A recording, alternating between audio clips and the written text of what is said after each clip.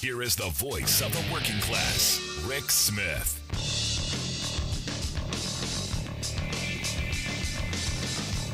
And welcome, brothers, sisters, working class heroes. This is the Rick Smith Show.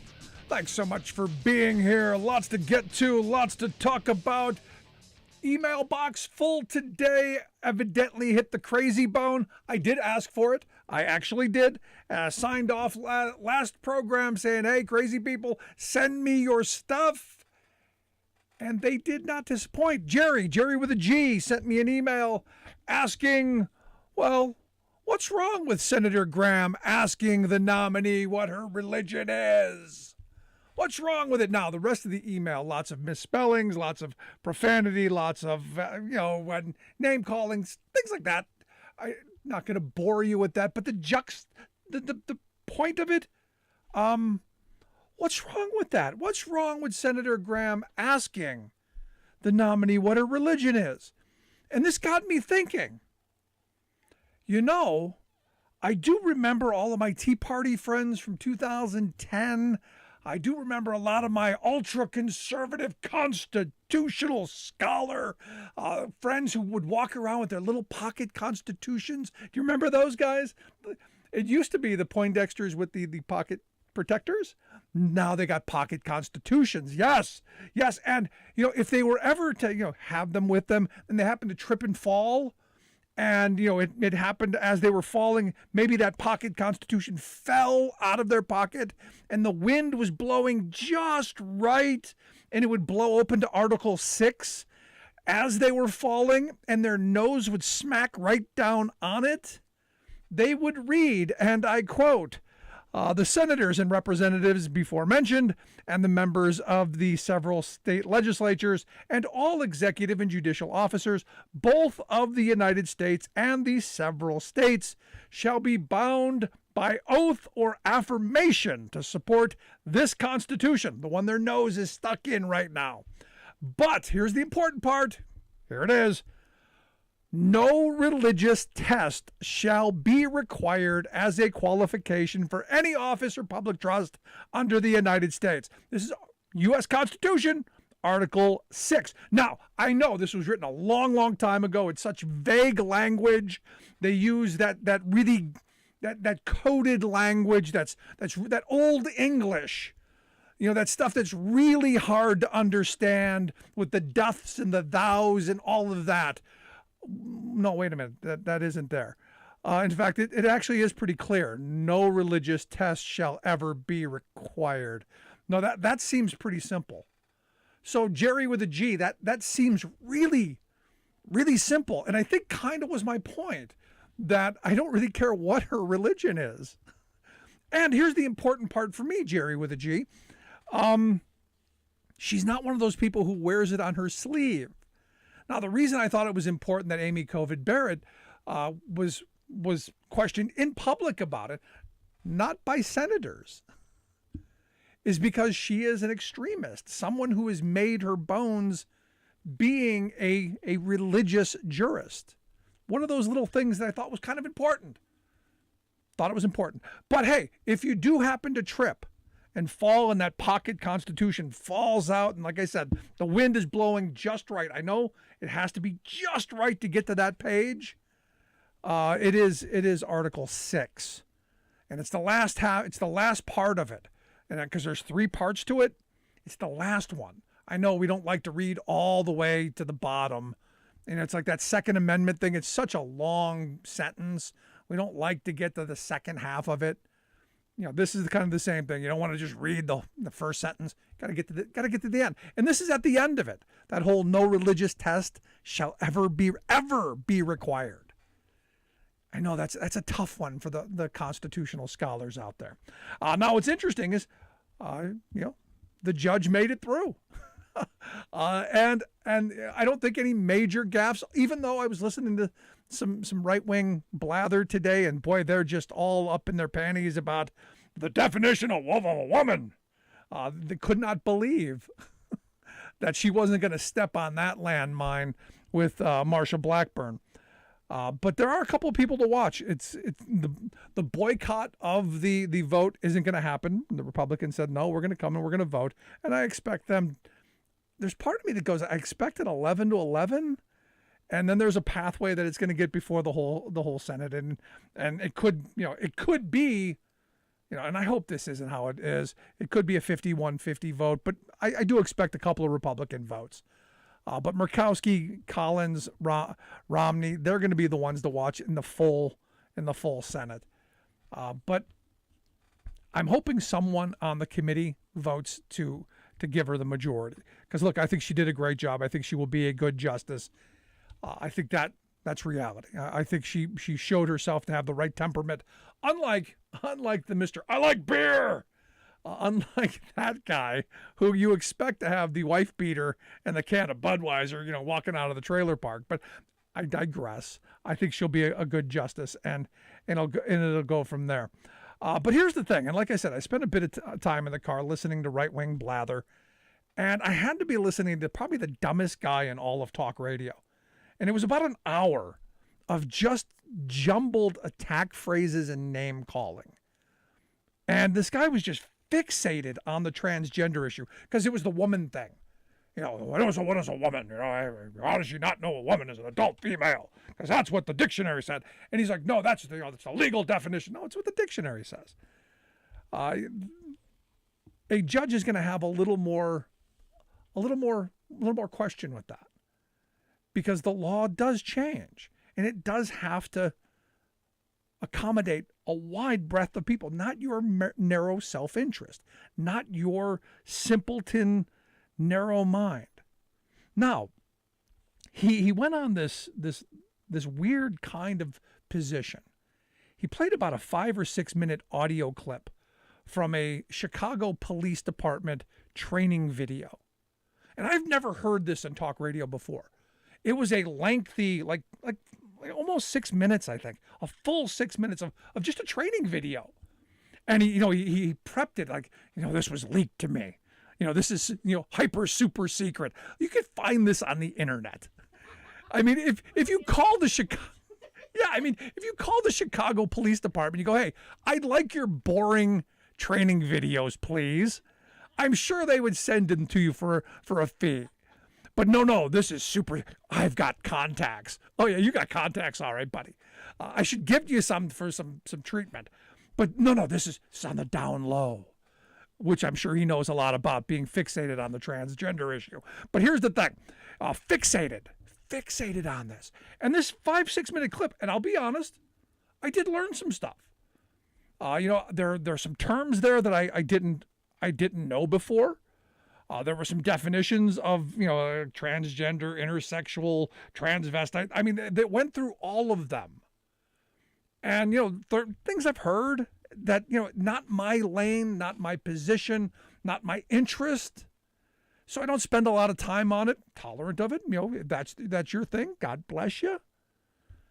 Found out cross-dressers aren't gay. Okay, great. If that's your thing. Hey, found out most of them are married with children. Good for you, buddy. Do what you got to do. Whatever makes you happy, whatever makes you not want to go get an AK-47 and shoot up a school. Hey, I'm for you doing that. Whatever gets you through the day. But, he's going through the audio of this video like it's a super secret thing. And, like I said, they're going through all these definitions and they're going through all this stuff. And at the end of it, there's a Chicago police officer who was talking about transitioning and how, he was a male police officer and then transitioning to a female police officer, and how it's been very difficult and all this stuff. And I'm going, this is great. Okay, fine. Something I think police officers should hear. Things I think, if you're going to be a cop in a major city, things you should know. Because look, being a cop anywhere is a tough job.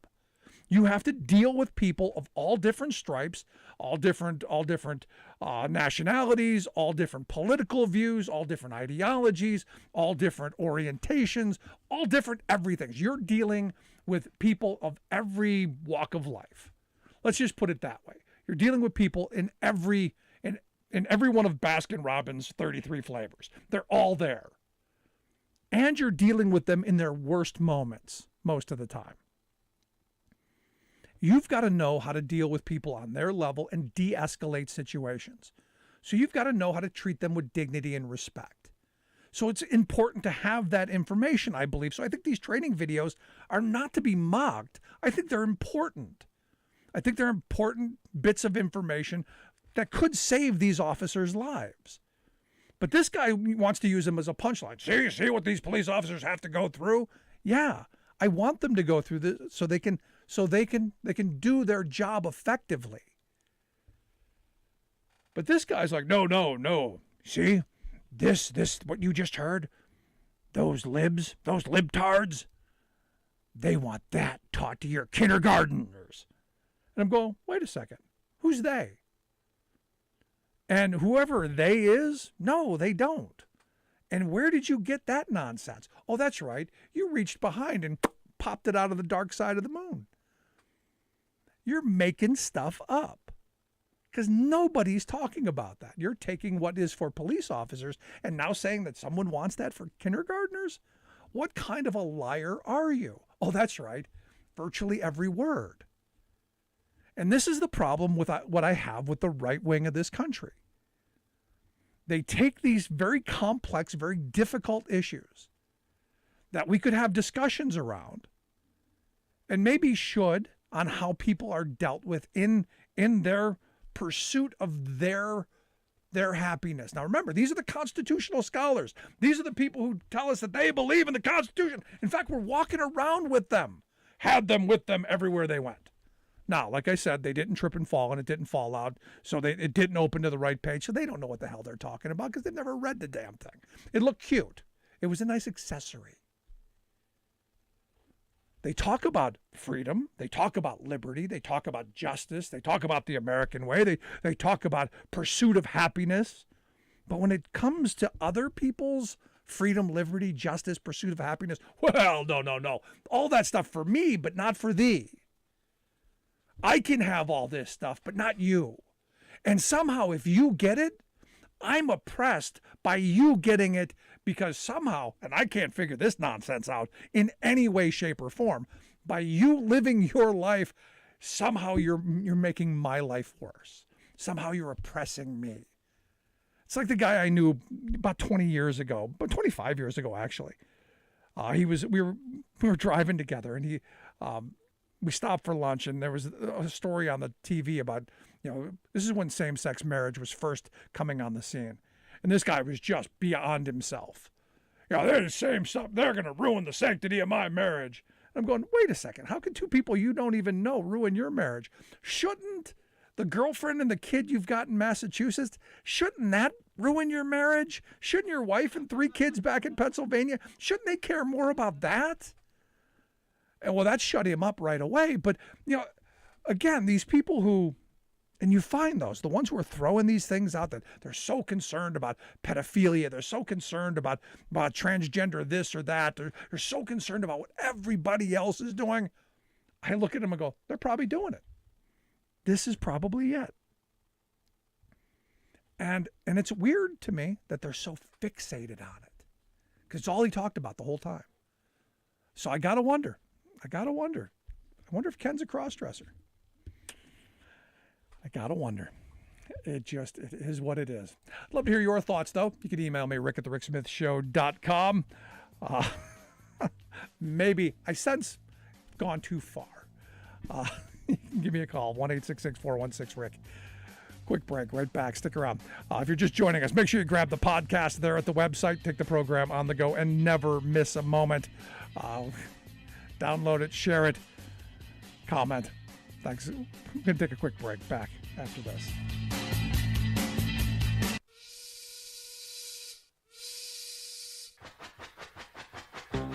If you're a fan of the show, you've heard our Labor History in 2 segments, and you can hear them on the radio pretty much anywhere in the U.S. Labor history has never been more important than it is right now. So here's what we'd like you to do. Tell a teacher. Tell a teacher that labor history is important and that they can get digestible 2-minute lessons that are absolutely free. Free to download, free to use, free to share. Tell a teacher to go to thericksmithshow.com/history and help us put labor back where it belongs. in the classroom. You know, generations of American workers fought, bled, and died to build the American way of life. It's our job to keep their stories alive. Go tell a teacher that we're here to help them do just that. Find us at thericksmithshow.com/history today.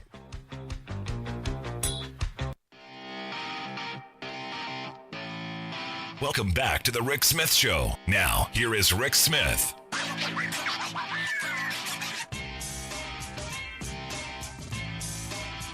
One 866-416-RICK, 1-866-416-7425. You got a thought, question, comment? Want to hear it? Also, I got, fixated on the mask thing. Just absolutely beyond themselves over, someone made me wear a piece of cloth over my face. It was horrible. They did horrible things to me by making me protect others. That's the other thing fixated on. Let's go to the phone lines. Got Alice on line one. Alice, how are we? We are fine, and how are you? I'm good. I'm living the dream. These people don't understand anything. You have Marsha, Blackburn, trying to pass off the Declaration of Independence as the Constitution. I don't think they understand there's a difference between the two. And they also don't, their sanctity of marriage, I'm like, you don't read the Bible, do you?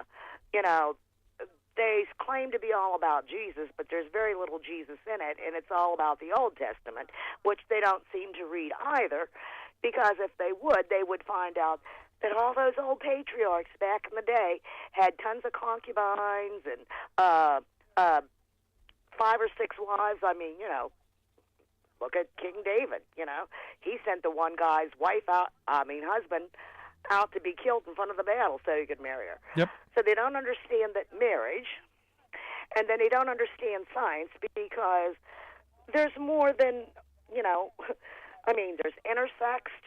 I actually have an intersex cat that was a stray cat that I adopted. And it literally is intersex, and it's got both, the male and the female. But so I looked this up, and believe it or not, 1 out of every 1,000 births in the United States is an intersexed birth, which means that the child is born with both, either external, internal, or any combination thereof. So they don't understand anything. I think they understand, and this is where I struggle with people who, like in the Senate, I believe they know. I just think that they're playing to the base. I think they're playing with the mouth breathers. They know that the base is how they get their support. So this is all just performance art. This is political theater to lather them up, to give people like this idiot on the radio, fodder to feed the outrage candy to the masses, to keep them enraged. And Joe Biden's bad, and the libtards, and to keep us divided and pitted against each other, so that we never organize against how horrible they've done, how the horrible things they've done to us with the economy. Well, I understand that, but I was more referring to the base. And the thing is, if you keep people ignorant, which was what the Middle Ages, when the Catholic Church under Constantine, and then it evolved, that's what they did. They started, dumbing down education back then, and then they finally outlawed it. You weren't allowed to read the Bible, or you would get your head chopped off or burned at the stake. And I think that's where we're headed nowadays. And I call it, they're proud of their willful ignorance. And I'm telling you what, I'm at the point I cannot stand stupid people. I actually insulted my cousin the other day because she was being stupid. And I really didn't care at that point. And I told her, you know what, I'm sick of stupid people. Stop acting stupid. But you have a good evening. I love you, Alice. I want a dinner party with Alice. This is what we got to have. We gotta do that, because look, at the end of the day, I think you have to at some point call people out on their stupidity, and this is where, you look at what we were talking about a minute ago, this idea that well, what's wrong with with asking about their religion, there's that religious test thing, and I know that the religious people will, there's no real wall. It's not real. It's imaginary. We want a real wall. I struggle. The other part of this is the big mask requirements. Losing his mind over that. Now you do have the airline executives, the big CEOs, asking the Biden administration to relax the mask mandates for the airline industry. And at some point, there's the part of me that goes, we're already past this. I mean, mentally, the American people are already on the other side of it. And if you're not protecting yourself currently, and if you're not doing this, if you're not vaccinated at this moment, it's time to move along. And this is what, if I were Biden, I'd let it go. You've already, with the election coming up, you let it go. You can't fight this losing fight. Let it go. And I know, oh my gosh, things are about to spike again. Yeah, I know. The reality is, if you're following the sewage reports that are coming out, we're primed for the next spike, and that's probably going to happen. But the reports are also saying that the next wave probably isn't going to be as deadly as the last or the one before that, because a whole bunch of reasons. But I think we as a society, sadly, what we've been hammered with is, well, we don't need vaccine. Polio didn't need 4 vaccines, as Marjorie Taylor Greene said, except exactly you do need 4. It is a 4-shot vaccine. Oh, yeah. It's amazing where we get our medical advice, isn't it? Also, jobless claims fell to the lowest level since 1969. And see, here's the difference between me and the right wing. They're blaming Biden for the gas prices. It's not Biden's fault. There's no switch in the White House. I'm not giving him all that credit for the job numbers either. He's doing the right things in the right moments, but the jobs are coming back. But the lowest numbers in the last 52 years, jobless claims fell to 187,000 in the week ending March 19th. That is the lowest since September of 1969. That was a good year. It was a good year. I was a little over 2 years old, so that was good. I remember it well. But here's the thing. I mean, there's a lot more to go along with this, and I'm looking forward to better job numbers next month. And once the money starts rolling in on the infrastructure plans, and once we start getting moving in that direction, I think the job numbers are going to get better. And look, as people are moving around and fighting for better wages, I think things are going to get better, especially as people start demanding higher wages because of inflation. I think as people start saying, hey, we're not getting the better wages we want, we're going to start unionizing. I think that's a good thing. There's a lot to get to here. But I'm going to come back to this. I'm going to come back to this a little bit later in the show. Just a lot to get to. But I'm curious your thoughts. I'm curious where you're at on the whole transgender thing. Email me, rick@thericksmithshow.com. Is this that big of a deal? Do you think it's that important? Does it affect your life that much that someone else can be happy in who they are or what they're doing? Is it that big of a deal? I'd love to hear your thoughts. You can email me, rick@thericksmithshow.com. And if you're just tuning in, make sure you grab our podcast. You can take the program on the go. Quick break, right back. Stick around. Listen to The Rick Smith Show. I'm Rick Smith, and this is Labor History in 2.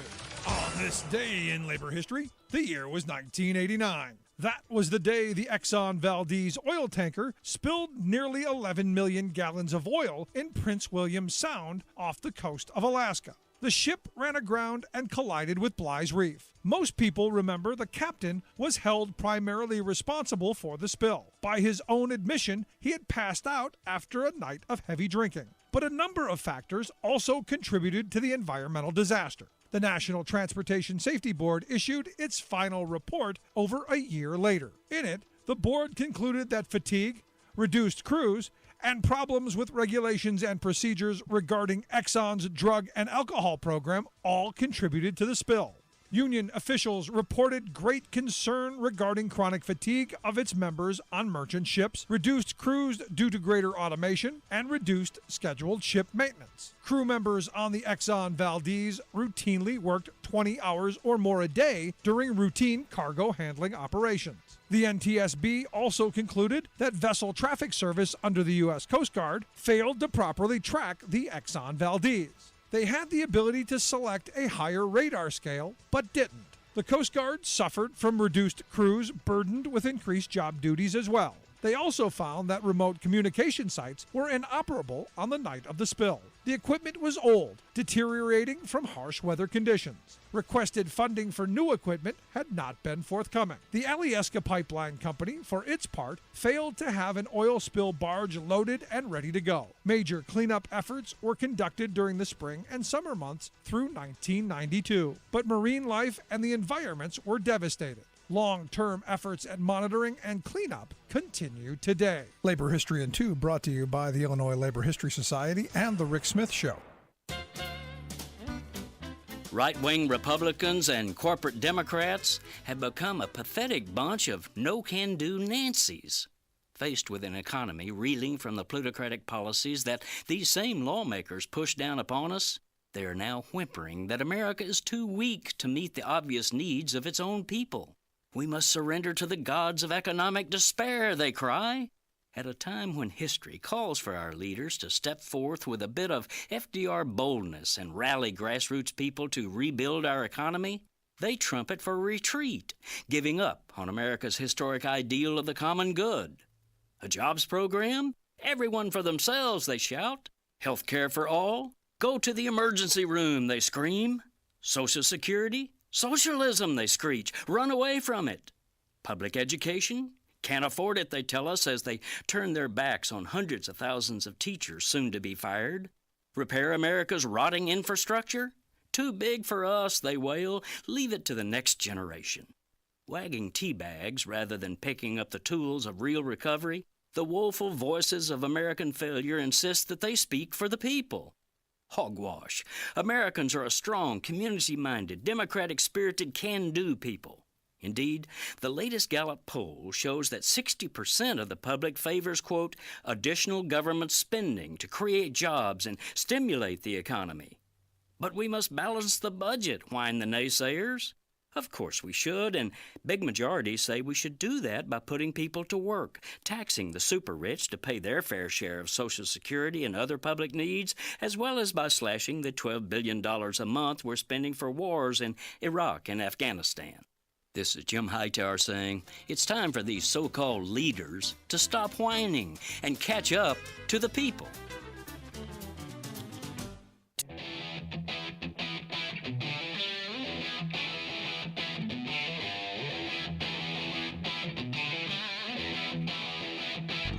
Welcome back to the Rick Smith Show. Now, here is Rick Smith. 1-866-416-RICK, 1-866-416-7425. Gary from San Diego sent a quick email saying no one talks much about the shortage of commercial truck drivers since they went on strike a few places seeking living wages. He said same goes for school teachers, grocery store clerks, preschool teachers, meat cutters, etc. It's true. As soon as you start demanding better wages, hours, conditions, as soon as you start saying, hey, I want a better standard of living, they stop calling you a hero, don't they? They stop calling you essential, don't they? Let's go to the phone lines. Got Jeff on line one. Jeff, how are you today, buddy? I'm doing wonderful. You know, I just got off the line with your wonderful, beautiful bride, and now I'm on the line with you, and I wish that you and me and her and Alice could all get together with a fill of steak one day. So, but, you know, the funny thing was, you know, like I told you the other day when Trump said that, you know, if he was in office, he would be up and down the Russian coastline. And I'm like, does he really know how much Russian coastline is actually, you know, navigable? You know, but so no. But other than that, you know, I'm just working and I'm hoping that everybody else is doing a great job. And Alice, please call in, and if you could hook me up with Alice, not like hook me up. There you go, there you go. That we will do. Jeff, I appreciate the call, man, and we will do that. Thanks so much, buddy. So I guess we're gonna play matchmaker now. There you go. Yeah. So good times. So good news today. So a little good news. Our quote of the day came from Ben Sass. He said yesterday that I think we should recognize that the jackassery we often see around here is partly because of the mugging for short-term camera opportunities. And I got to tell you, I think he was talking about Ted Cruz, who evidently they caught searching. He was caught searching Twitter looking for his own mentions during the confirmation hearing, which is kind of very very very Ted Cruz-ish. And here to share some thoughts on how the big confirmation hearing went, I've asked our good friend Sarah Burris to come talk with us. Sarah's a reporter over at RawStory, rawstory.com, the website. Sarah, thanks for taking time for us. Hello, how are you? Happy Thursday. Happy Thursday as well. So, what'd you think? What'd you think of the? Did the Republicans hold their water? Did you think they were able to hold the racism, the misogyny, the homophobia, were they able to hold it together? No, did you not see what I saw? My God, I have never been so embarrassed for a party. I mean, just when you thought that the GOP couldn't possibly get any worse, that's what the last couple of days has been like. And I just remember when Neil Gorsuch was so upset about, how terrible his experience was for him, and I was just like, geez. Can you imagine? He was like, I think he said it something like that was the worst experience of my life. And I was like, wow, that was really? Aren't you lucky? Yeah, I guess you weren't that truck driver that was sitting on the side of the road that you would have let die because, he didn't have any gas to heat his truck with. And he drove off to get to a truck stop to warm up. And you would have let that guy die. I guess you've never had that day there, Neil. Yeah. Seriously, I mean, this is a guy who went to Georgetown Prep with Brett Kavanaugh. So, really, I'm sure he went to the country club as well. And the thing that really bothered me is they really kept trying to compare her, Judge Jackson, with Amy Coney Barrett's confirmation and Kavanaugh's hearing. And it was just like, okay, first of all, Judge Jackson has never been accused of sexual harassment, sexual assault, or any, as far as I know, any crime. And at the very least, I would hope that, I guess we don't know, but I would hope that the White House actually went through the full FBI background check, whereas with Kavanaugh, they didn't. They didn't check out any of the allegations. They didn't do, any of that. So, and with Amy Coney Barrett, I feel like Lindsey Graham was really bothered by this idea that, they had asked her about her faith. And so he was really insistent that we know everything about Judge Jackson's faith. And I was like, the thing about Amy Coney Barrett is her faith wasn't just she went to church on Sunday. She was on these boards. She was constantly involved. She was in this this religious school thing. She wore it all over her sleeves, man. Yeah, and so it wasn't just a faith thing. It wasn't just going to church. It was her life. And that was why those questions were more legitimate for Barrett than they were for Jackson, I feel at least. But yeah, GOP was humiliating. But, it was expected. And look, I didn't spend a lot of time on it, to be honest with you, and I didn't tweet a lot about it because, look, you got exactly what you expected. And for me, you knew she's going to be confirmed. She's going to be on the court. Yeah. She's qualified. She's a qualified jurist. The American Bar Association has given her an A+ rating, their highest rating. It's going to happen. My mind went to this weird place, and I know I'm going to get hate mail for this. And I can't believe he said that. But I couldn't help but think at one moment, and you can ooh and ah in a second. I couldn't help but think of telling the Lindsey Grahams of the world, I just wanted to say, it's going to happen. You should just lay back and enjoy it. Oh, wow. But I didn't, because it's wrong to say that. Yeah. Well, I feel like it would be different if he was actually out of the closet. So I don't know. I'm really, I don't have a lot of patience for people who aren't willing to be honest about their gender preference. So Yeah. Now full stop here. I'm joking. That was a joke. And my gaydar goes crazy off on Lindsey Graham. I don't know about you. No, I'm not talking about Lindsey Graham. I'm talking about the lay back and enjoy it part of it. Oh, yeah. Everyone knows about Lady G. Come on. I mean, seriously. But, no. Yeah, so it is what it is. So does she get any Republican votes? Does she get 2 or 3, you think? I'm really not sure, because I was surprised that Susan Collins was willing to vote for Kavanaugh, especially after all of that. And obviously, it hasn't worked out very well for her. So I don't know the degree to which Collins is willing to go full right-wing Republican and be like, screw it, I'm not getting anything from the moderates anyway. So I may as well just go full Trump. I don't know where we are on her and people like her. I think Lisa Murkowski may do it, if for no other reason than Lisa Murkowski is probably hacked off at Donald Trump for, going after her and trying to completely destroy her career. And it's funny because it's like, dude, Murkowski won a write-in vote with a name like Murkowski.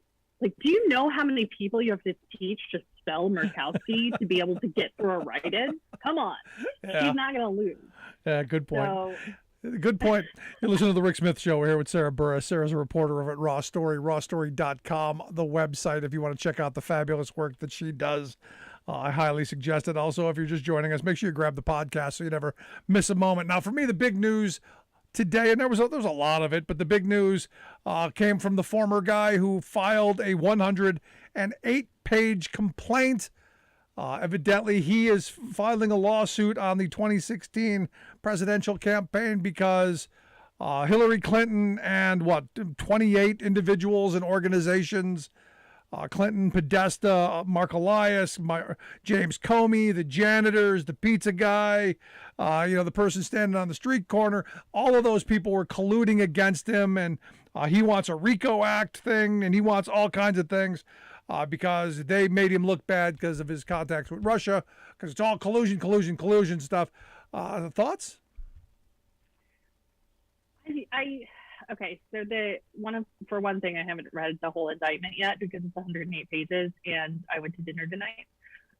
But what I think is interesting about this is there is so much that Mueller made it pretty clear that he didn't do, because he approached the investigation from the perspective of the office of the Inspector General that you can't indict the president.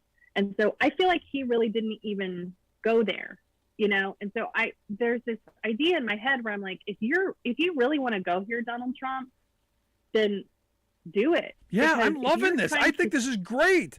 Do this, dum-dum. If you're doing all these people, think about the amount of subpoenas that you can do, the discovery that you can do, all of the documents that you're going to be able to get from Trump and from the National Archives, and how much of that is going to be made public. It's the kind of and again, I need to read it because I need to see how legitimate this lawsuit really is. Is this something where he's like, I'm going to do this thing, or is it really a lawsuit where he's going to try and go after people and go to a trial, which would mean just a ridiculous amount of information that we can get out of him? Oh my gosh. I mean, you got 28 people in organizations who are going to say, okay, fine. Yeah. Discovery. We're going to open up every aspect of your business and your life, and every one of those 111, 120 contacts that Mueller went through in the Mueller report of contacts in Russia, and we're going to open up every one of those. Please bring it on. This is what I've been dreaming for. I wanted the January 6th commission to go, hey, this is part of it. We should be doing the Mueller thing. Thank you, Donald. This is terrific. Do this. I agree, and I think it's obviously an opportunity, but it's I feel like whenever we had the Mueller investigation with the prosecutors, they are under this code of conduct and the need to really be silent about, where things are in an investigation. If you're suing somebody, if they're a defendant, they have no reason to be quiet. The second they get paperwork, it's just like scan it and put it on the internet, like right away. And I don't think that, obviously the prosecutors and the DA office, they're not going to do something like that. So, I mean, he's just really going after the wrong people, which I say, yes, thank you. As somebody who writes about this for a living, thank you, because I needed some more content to make fun of. This is a career right here. This is potentially someone's career, because there's going to be so much here. There just is. Now, speaking of the former guy, hell hath no fury as Mo Brooks scorned. Yesterday's big news, and I find it convenient that the lawsuit drops today after yesterday's Mo Brooks, because evidently Mo Brooks came out and said what we all already knew. Yeah. Again, we know this stuff, but now the Trumpkins are finally, the rats are jumping ship and confirming. Yeah, exactly. I think once we started hearing that there was speculation that maybe Trump would pull his endorsement and that Trump is really hacked up with Mo Brooks, I think then we all started to have these conversations on Twitter thinking, I wonder how this is going to go over, because if he abandons Mo Brooks, there's nothing left for Mo Brooks to do. It's not just that Mo Brooks is going to lose the Senate race because he's in third place in a 3-man race. He can't run for Congress again. So he's given up his job already. For all of this, under the assumption that Trump was going to back him, because he's backed Trump from the very beginning. But that's the thing that we see over and over with Donald Trump, is he stay loyal to him and he completely destroys you. Yep. So that's exactly what's happened here. And it's like, no, dude, you got nothing to lose. Why not? Yep. No, I love that. I love that about Trump. That's one of my favorite things about him. The people who are most loyal to him, he kicks under the bus. And without question, every one of them, without fail, this happens. And Brooks is just the latest. Because remember, Brooks was on the dais the day of January 6th, wearing his bulletproof vest now, mind you. But he was still there, one of the biggest cheerleaders out there, and is now telling what is the truth is, he wanted me to do it. He wanted me to overturn the election. And I kept telling him, no, you can't do this. And he wanted to do it anyway. And I think, too, a major question is that I've wondered this whole time since we learned about the bulletproof, the body armor that he was wearing. Who told you to wear that body armor? Exactly. Who told you that it was going to be that dangerous and that things were going to be bad and that you would probably need it? Because if it's Donald Trump, then he knew. Yep. There's culpability there. No, absolutely. I got to take a quick break here. Can you stick around through the break? Absolutely. I got to take a quick break. You're listening to The Rick Smith Show. If you're just now joining us, make sure you download the podcast. Never miss an episode. Make sure you subscribe so you never miss anything. Share with your friends. Take the program on the go. Do all of that stuff. Also follow us on social media, especially our guest, Sarah Burris, RawStory. Make sure you check out the work that she does there as well. Gonna take a quick break. Right back after this. Stick around. Listen to The Rick Smith Show. We're working people. Come to talk.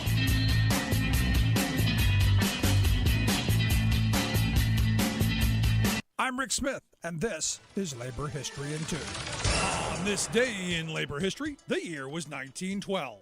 That was the birthday of Dorothy Height, a civil rights leader and a champion for black women domestic workers. Domestic workers had largely been left out of the labor protections passed as part of the New Deal. Dorothy had grown up seeing firsthand how this exclusion impacted the women who cleaned homes and did other domestic work. Dorothy was born in Richmond, Virginia. Her mother was a nurse in a black hospital, but when the family relocated to Pennsylvania, her mother could not find work as a nurse. Like many black women who moved north during this time period, Dorothy's mother took a job as a domestic worker. She worked long hours for low wages. As Dorothy became involved in civil rights organizing, she remembered the experiences of her mother. In 1957, she was elected president of the National Council of Negro Women. From that position, she became a leader in the effort to improve working conditions for domestic workers. She became one of the leaders of the National Committee on Household Employment. This committee brought together representatives from 23 organizations concerned about domestic labor. Dorothy explained the urgency of the effort, stating, "Let's treat household employment as a profession in which workers have a contract and are assured fair hours and compensation, as well as coverage by our protective labor laws." Today, labor organizers are still fighting to win fair working conditions for domestic workers. Grassroots organizing has led states like New York and California to pass a Domestic Workers' Bill of Rights. Similar efforts are underway in other states to give workers the dignity and the respect that they earn. Labor History in 2 brought to you by the Illinois Labor History Society and The Rick Smith Show. For more information, go to laborhistoryin2.com. You're listening to The Rick Smith Show, where working people come to talk. 1-866-416-RICK, 1-866-416-7425. You got a thought, question, comment, something you want to ask Sarah Burris, reporter at RawStory, by all means, give us a yell. Also, make sure you check out the work that she does. Amazing, amazing stuff. Sarah, I got to ask you, the big Truth Social launch happened recently, and I'm sure you got your Truth Social account, but Trump hasn't even. The weird thing is Trump hasn't even posted to his own Truth Social account. In fact, there's more activity on Twitter than on Truth Social, and I'm waiting. Speaking of throwing people under the bus, I'm waiting for Devin Nunes to cry foul because he gave up his space in Congress to run Truth Social, which is failing miserably. Again, like, this is another person who's given up their life for Donald Trump and stayed loyal to Donald Trump. And I'm with you. We're just waiting for that moment when he gets shoved out the door, just like everybody else has. But yeah, like, you would think if you're creating this robust platform and it's going to be this huge deal and you're putting your name behind it and you've got $1 billion Chinese investor, then you would think that at the very least you'd be using it yourself. And I think that's really the only draw, is that Trump people want to hear from Donald Trump. So why is he not all over this thing? Why is every Trump person not using it? And why is he not, using his platform to bring more people in so that he can monetize it? Because it's just a bad. I mean, again, like, obviously we've seen Donald Trump is not the smartest businessman, and this is happening exactly the same way. So. Yeah, it's fun. Speaking of other Trumpkins getting thrown under the bus, President Biden has canned both Herschel Walker and Dr. Oz. How bad do we feel for them? Bye, Felicia. And it was funny because I didn't see this until this morning whenever I got up, because I went to bed pretty early. And when I saw it, I was like, how are these guys running for the U.S. Senate and they're still on a government board? Because typically, I don't know if this is just a board where you stick your name on it and you don't get anything out of it. You're just supposed to be some dude who's, showing up to a meeting. And usually that's what it is. You're just figureheads. When you're with the sports and fitness thing, you're just someone who shows up and waves. So it's not something that the Hatch Act would apply to them. No. Because they wouldn't necessarily be government employees. But yeah, that was my question about it is, are these people, does the Hatch Act apply to them? Because obviously they have just broken the heck out of that. Yeah, I mean. So, but yeah, I love that Dr. Oz was like, yeah, I resign. And Herschel Walker was like, no, you can fire me. Think about it. I just wonder if he thought he could apply for unemployment or something off of that, or I was so confused. Like, why? Yeah, well, it is what it is. Last bit of questioning I got for you. I'm sure that you have been following the big trucker convoy. I'm sure it has been extremely disruptive in your neighborhood. I'm sure they're keeping you up at all hours of the night, beeping the horns and all of that stuff as they're urinating in their seats driving around the city. Thoughts? So they did roll through last weekend, And it was something, I will say. We didn't really know what was happening. We just heard like a bunch of people honking, which, you know, it's Washington. Like, and this is a really honking city. I am not a honker. I'm from Oklahoma. And so it's very, you know, like it's the kind of thing where you sit at a light and the idiot is on their phone in front of you and you're like, oh my God, would you go? Would you please go? Come on, man. But you still don't honk because you're too polite to do it. DC, like you just pause for a second and they're like, honk. So, I mean, this is a honking city. So when you hear a bunch of people honking around, it's like, oh man, there must be like some idiot who's like stopped in the middle of the road or something. But then it kept getting louder and louder and kept coming closer and closer. And we just kind of looked at each other and we're like, oh crap, it's the truckers. So we decided we were going to run downstairs and we were going to meet them. And so I ran into my room. I tried to find my shoes, couldn't find my shoes. I've been packing up a bunch of my stuff because I'm going to move. And I have my Biden sign and my Obama sign in my bedroom. So I couldn't find my shoes, but I had my political signs. So we ran out there. I'm running down the street and we just start waving. And I've never seen so many grown men triggered in my life. They were having a little conniption fit right on Military Avenue. And that's when the whole neighborhood really came together because then everybody came out of their houses. And I met so many neighbors and there were little old ladies because it's a really old neighborhood. And I've never seen so many old ladies scream the F word and throw up fingers. I was really admiring the blue hairs, you know, in this world. There was a woman with her dog who stood in the crosswalk and just waved her finger, you know, and wouldn't move. So it meant that they kept missing lights, which means that they were blocking traffic, which is a crime in DC. Yeah, you can't block the box.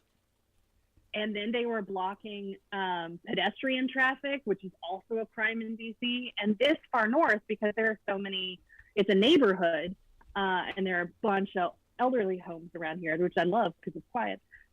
You can't make that much noise. You can't lay on a horn that long. So that's against, you know, the noise ordinance. You see, and it was just like, we're checking off. And then this dude got out of the car with this yellow vest on and pretended to try and direct traffic and was telling people he lived down the street. And this old guy who's been in my building for a long time was like, no, you're not. I've never seen you around here. I've lived in this neighborhood for 30 years. I know everybody in this neighborhood. And then the guy said, well, you know, I'm a firefighter in DC. And my friend goes, no, you're not. And he said, yeah, I'm a volunteer firefighter. And she goes, we don't have volunteer firefighters in DC. So then we got to report him for impersonating a firefighter. Nice. It's just like, I'm come sure... on, how many more crimes do you want to commit here? Because the people around here, we know government. We sure as heck know city government. Yeah, no, these are the guys driving around the city who some of them couldn't even find it, who are literally wetting themselves. I mean, that's they are. Look, if you don't know enough to pull over and go on the side of the road and you're literally wetting yourself in the seat, I don't want to hear anything else you have to say. It is that simple. Yeah. But Sarah, I appreciate the time, the thoughts, the great work. As always, amazing stuff. Thank you so much. You guys have a great weekend. You as well. Our good friend Sarah Burris. Make sure you check out her work at RawStory.com. We'll get links out on social media. I can check that out. If you're just joining us, grab the podcast, take the program on the go wherever you go. We'll take a quick break right back after this. Stick around. You're listening to The Rick Smith Show. We're working people on the talk.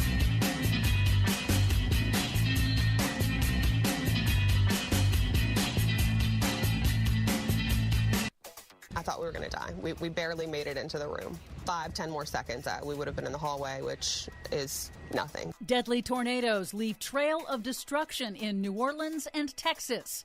Ukraine's nuclear agency warns forest fires around Chernobyl could release plumes of radiation. Plus, the Russian invasion of Ukraine is spurring Europe to abandon fossil fuels faster. All of those stories and more straight ahead. From BradBlog.com, I'm Brad Friedman. And I'm Desi Doyen. Stand by for 6 minutes of independent green news, politics, analysis, and snarky comment. Take that, Putin. We're not going to buy our gas from a war criminal. We're going to buy it from the good guys, Saudi Arabia. Yep, this is your Green News Report. Okay, Desi Doyen, climate change-related disaster after disaster after disaster in Louisiana and in Texas. It just seems to never end down there. I know, sadly. Louisiana's Democratic Governor John Bel Edwards declared a state of emergency after at least 2 tornadoes left a trail of destruction in densely populated parts of New Orleans Tuesday night, including a powerful EF3 tornado that lifted homes off their foundations and killed at least one person. It was part of the same system that spawned dozens of tornadoes in Texas. The New Orleans tornadoes knocked out power to thousands just 7 months after Hurricane Ida heavily damaged the city's electric grid, and it's a region that has been pummeled repeatedly by multiple hurricanes over just the last 3 years. It has, and you would think that in Texas and Louisiana, huge fossil fuel industry down there, they would start to get the picture after all of these hurricanes, these floods, these wildfires, and now these tornadoes. In a site visit, Governor Bel Edwards warned residents that the death toll could rise. Take a moment to remind people that in natural disasters, especially when you have power outages, a lot of times the biggest loss of life isn't from the storm itself, it's from the operation of generators.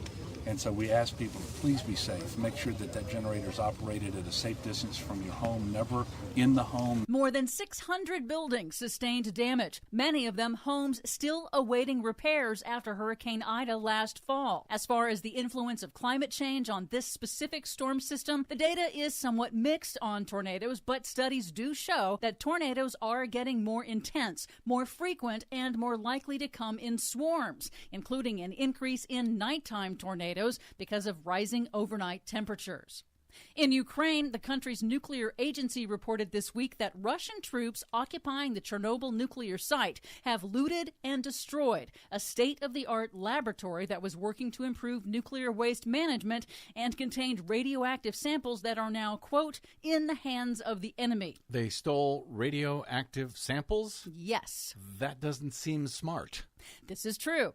The agency also warned that several forest fires are burning around the Chernobyl site that could release plumes of radiation trapped in trees and soil, but that the Russian military's occupation is obstructing efforts to put out those fires. And if you burn a radioactive forest, doesn't that send radiation into the air all over the place, including into Russia? Yes. And a few days ago, the Ukrainian authorities said that they had lost the ability to monitor the radiation levels near Chernobyl. Is that monitoring still down at this time? Yes, unfortunately, it is.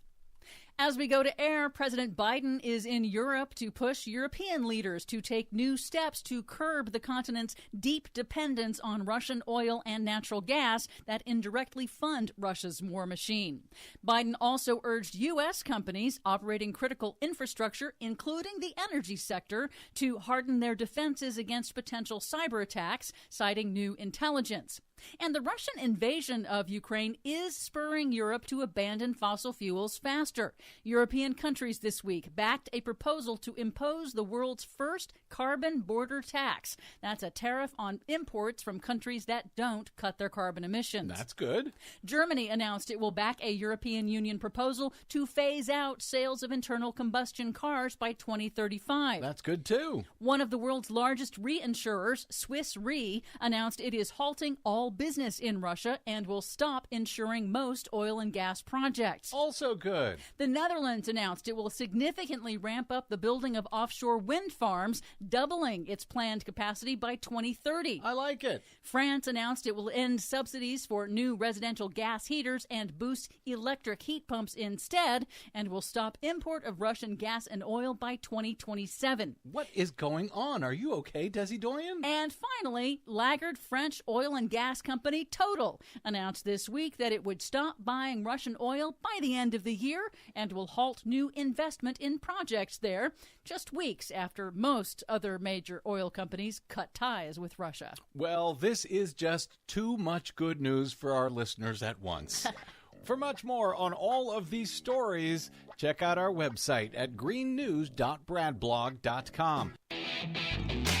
Are you tired tired of think tank approved corporate news and commentary? Are you tired of CEOs telling you what to think, who to hate, and who to vote for? Well, welcome to the Rick Smith Show. We don't take orders from some boardroom, and we don't do focus groups or talking points. We don't work for them, and we never will. I'm Rick Smith, and I work for you. Join us daily at thericksmithshow.com and download the podcast and never miss a minute.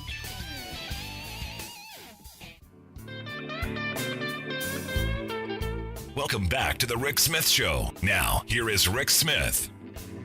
So Friday is going to mark 111 years since 146 garment workers, 123 women, 23 men, many of the women, young girls, I think as young as like 14, if I'm not mistaken, lost their lives because, well, hey, we had to chain the doors shut so no one would steal scraps.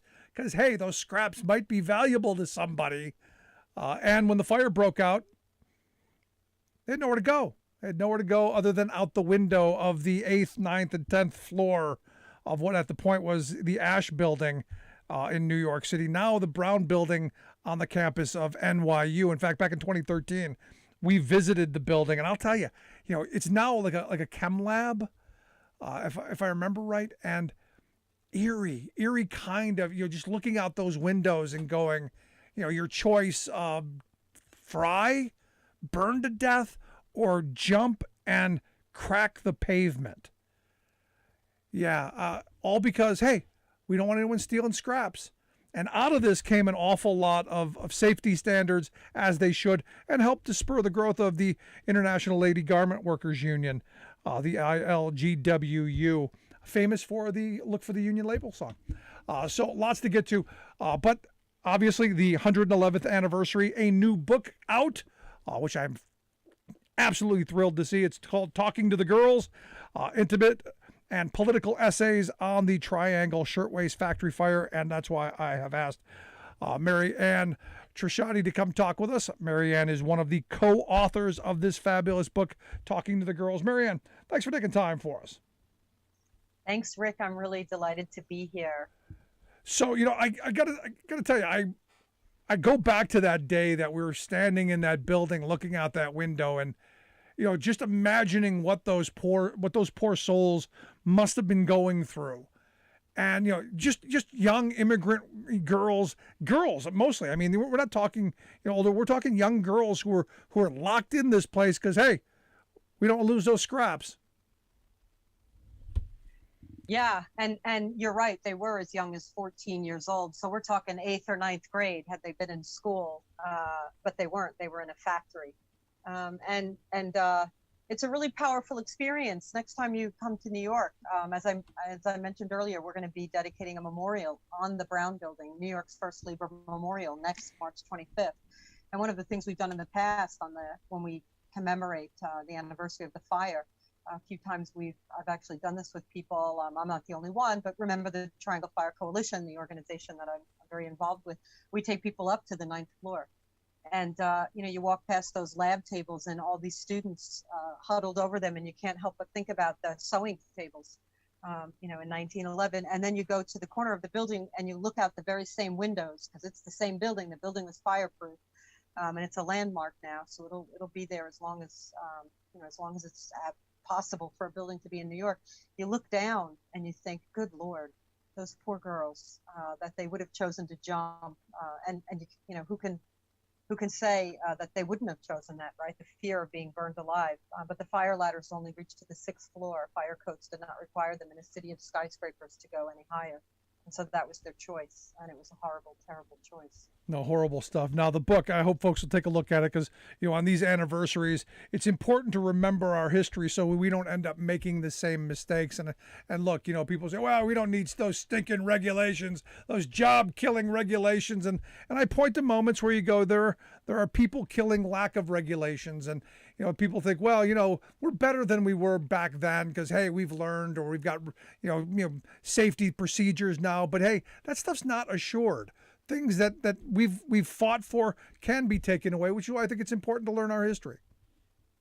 Oh, absolutely. And the struggle continues always. I think one should never fall into the the the trap of thinking, well, we fought for that and we won. Frances Perkins, who was the first female cabinet member, FDR's Secretary of Labor, she witnessed the Triangle Fire, as did William Gunn Shepherd, an AP reporter. He called in an eyewitness account that kind of ricocheted around the world. And Perkins was so moved by what she saw. She became one of the investigators for the Factory Investigating Commission that was formed after the fire to look into working conditions around New York, because people would just walk by these buildings.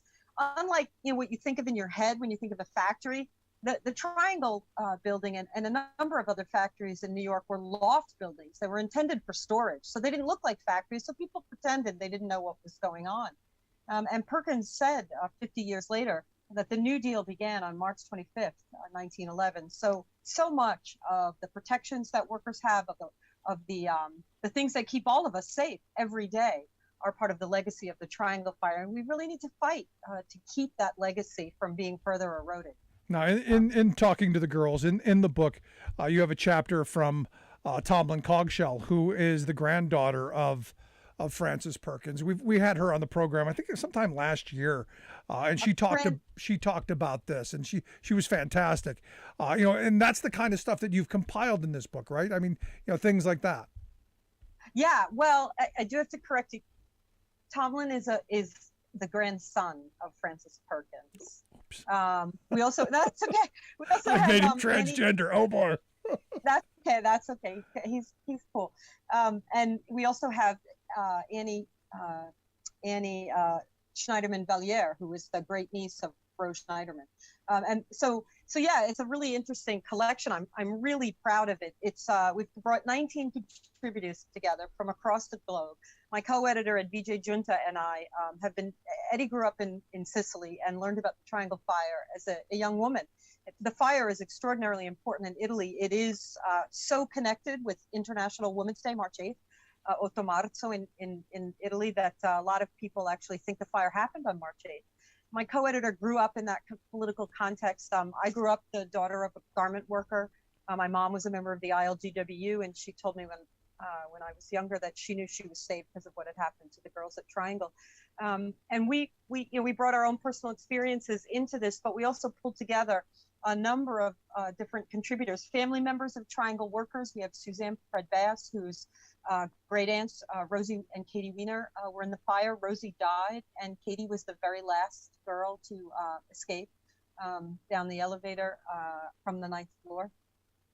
We've got Martin Abramowitz, who is convinced, or who believes very strongly, that his dad, who was the cutter Isidore Abramowitz, may have started the fire. And we've got Mei Chen, who was an organizer of the 1982 Chinatown garment strike, talking about how important the memory of Triangle was to the women in the ILGWU, the Chinese workers who defied everybody's expectations of them and went out on strike and were quite militant in the 80s.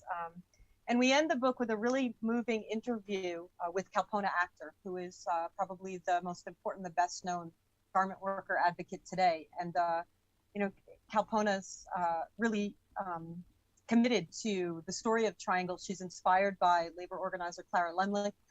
She feels very deeply the tragedy of Triangle, but she also feels the reality that Triangle, as terrible as it was a turning point, right? It galvanized workers. The women, the Italian immigrant women who were active in the Bread and Roses strike, were moved to be that way by Triangle. Suffragists were moved to step up their commitment to winning the vote, because they saw what happens when politicians don't care about women, working women, but women in general. So we're really proud of this collection. We've also got, I just want to add, we've got a chapter by a labor historian, Jeanette Gale, on the absence of Black women in the garment industry, and how the exclusion of women from those jobs saved their lives on 1911. But then she also charts the Black women's struggles to gain entry into the industrial working class and to make their mark on the ILGWU, which they eventually did. So it's a really great book. It's very readable. Everybody comes into this with a story, and that's one of the things that we have discovered, or I have discovered in this commemorative work around Triangle, is that it's a story about young women from Italy and Eastern Europe, a lot of Ukrainian Jews, Russian Jews, Sicilians, some of them in the U.S. for less in a year. It's a long ago and far away story in some ways, but it's also a here and now story. Yeah, identifiable today. You're listening to The Rick Smith Show. We're here with Marianne Trasciatti. She is a professor of rhetoric and public advocacy and director of labor studies at Hofstra University. Also the author of the fantastic book, Talking to the Girls, Intimate and Political Essays on the Triangle Shirtwaist Factory Fire. She's also the president of Remember the Triangle Coalition. You can check out their website, rememberthetrianglefire.org. We'll get links out on social media, how you can check that stuff out. Now, what's interesting to me is, I go back to, and I'm a big advocate of labor unions. I'm not sure if you know that or not, but I think every worker should have a union contract. I think every worker should have a voice on the job.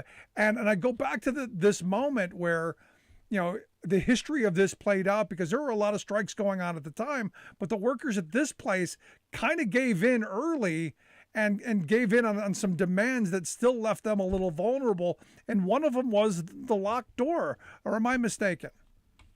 Well, there was a strike in 1909, which it's known as the Uprising of the 20,000. It was the largest strike of women in up to its time, and it was a strike that was actually inspired by an incident at the Triangle Shirtwaist Factory, and tragically, a number of companies settled and met the workers' demands for unionization.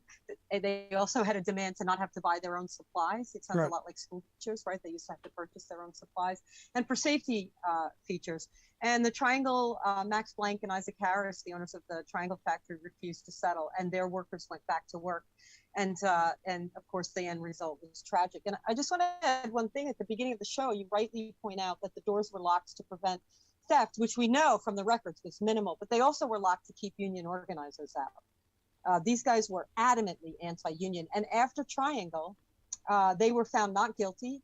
And then there were a number of civil suits that were brought against them. They actually earned more in their insurance for their equipment than they paid out to the families. And they went on to open another factory and to be cited for locking the doors there as well. So these guys were awful, and I wholeheartedly agree and endorse the idea that every worker deserves a union or some kind of organization. Yeah, and I look at this in this moment, and the reason I think these stories are so important, and I hope people will take a look at Talking to the Girls. What's the best place to get this? I hate sending people to that A place. Is there a better place than the A place? There is, yeah. So our publisher, it's an independent press. It is affiliated with NYU, New Village Press. So if you go to the New Village Press website and you order the book, you can get a 25% discount if you type in Triangle 25.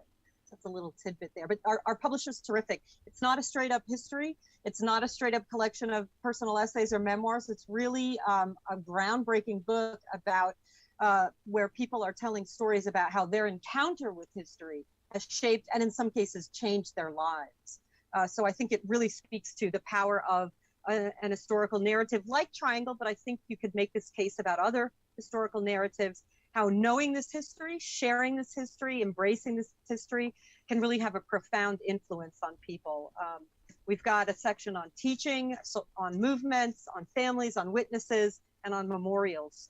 And I think there's something in there for everybody, and you'll absolutely learn something you didn't already know. Right. And the reason I bring that up is we're in a moment right now where organizing seems to be front and center, where people are thirsting for something. We're seeing people who are saying, hey, I'm tired of being mistreated.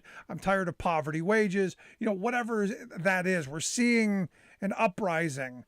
For me, this is the kind of book I think would be important in this moment. Oh, absolutely. Absolutely inspirational. And that's the thing, again, going back to Kalpona Actor, I think the lesson that Triangle teaches us is that terrible things happen. There's greed, our capitalist system, we are absolutely replaceable. But it also teaches us that when people join together, which they did after Triangle, they can take their fate into their own hands, and they can force change from the government. They can organize, and they can make things better. And that's ultimately the message of the book. Now, like I said, Friday is going to be the 111th anniversary The building is still there. There's a plaque I know that's still there. I don't believe there's a memorial. I know you're working to get something as president of Remember the Triangle Coalition. Hope folks will go to rememberthetrianglefire.org. Tell me about the work that you're doing to try and get that done. Well, we're trying to build New York's first labor memorial, and we absolutely will succeed. This project has been over a dozen years, well, over a century in the making.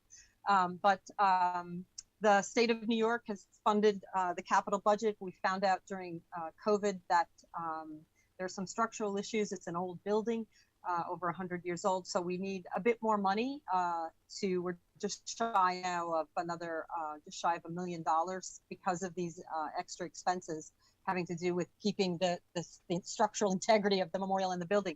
But we are confident we will be able to raise that money. And then on March 25th, 2023, we will dedicate a memorial. It's a stainless steel ribbon, goes up to the 9th floor where the girls, where almost all of the workers who died were trapped and jumped. Those who jumped, over 60 of them jumped from the 9th floor.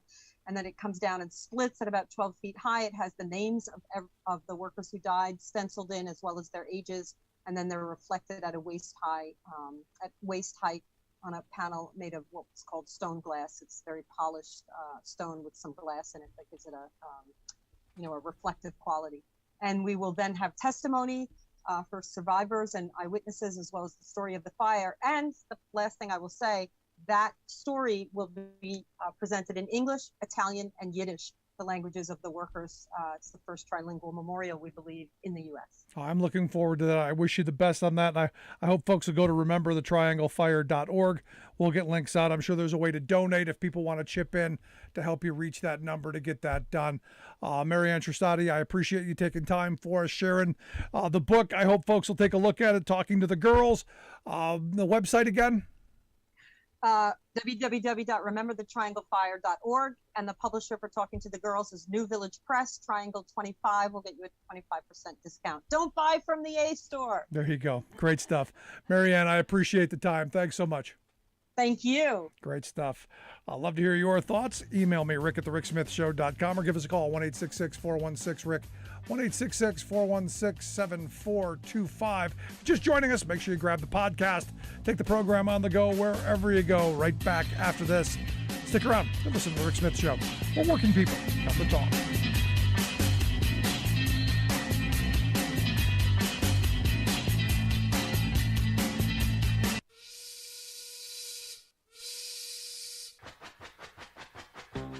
If you're a fan of the show, you've heard our labor history in 2 segments, and you can hear them on the radio pretty much anywhere in the U.S. Labor history has never been more important than it is right now. So here's what we'd like you to do. Tell a teacher. Tell a teacher that labor history is important and that they can get digestible 2-minute lessons that are absolutely free. Free to download, free to use, free to share.